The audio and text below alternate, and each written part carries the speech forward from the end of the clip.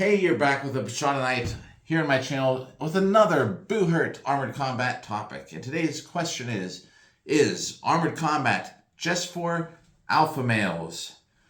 Is that what you think? So I'm going to answer that question. It is a great question, and the reason this is even a topic on my channel. There's so many comments that come across when I'm scrolling, especially on TikTok. This is just a bunch of alpha males trying to see who's the toughest with an axe or a mace, right? So you want to know what this culture is like. If you're just getting into the sport, you want to see, this is just a bunch of alpha males proving who's the toughest alpha in this room. Okay, so I know the answer and it may shock you. However, I actually do have a little bit of a plot twist you want to stay tuned for after that. So let's start with the definition. Alpha male that I find on the internet, definition is the most successful and powerful male in any group. Strong and successful man who likes to be in charge of others. So is that what an alpha male is? I'd agree. Do we all have the same picture of an alpha male in our heads? I would disagree. I think theoretically, an alpha male is defined and we know what one is. But in your head, an alpha male could be someone, maybe you played sports, or maybe you didn't play sports, and you just think of like quarterback, like football team, quarterback with his chiseled chin, barking out orders, you're gonna do what I say, right? Or maybe you can relate to an alpha male like at work, like your boss, coming in, yelling, maybe trying to get things done, yelling at all the people. I'm in charge, I'm alpha male in this room, right? Your boss. Maybe you might think like of an actor, somebody like a TV character who you just think in your mind like an alpha male. And sometimes that can probably be scary to some people. Other people, it doesn't really matter. For example, if I said Rapunzel, what do you think of? A lot of people think probably a blue dress, blonde hair, maybe a red dress, maybe not even a girl, but you probably all think long hair. It's just the descriptions. We all have a little bit of differences what we would define Rapunzel or like an alpha male as. So, my experience, I've been doing this for quite a while. I've met so many people in this sport, and I would say that true alpha males, the percentage in this sport, out of 100, what do you think? I'd say 20%, seriously. So if you think about it, who fights in armor? Who gets into this sport? Huge bunch of people that do are like history nerds, Ren Fair people that play D&D and role-playing games, and want to give it a shot and end up loving it.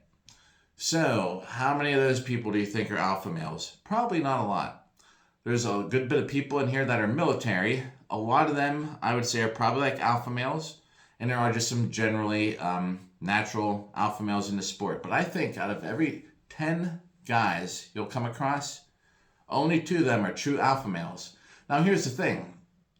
Think about, you're looking at someone in their armor, right?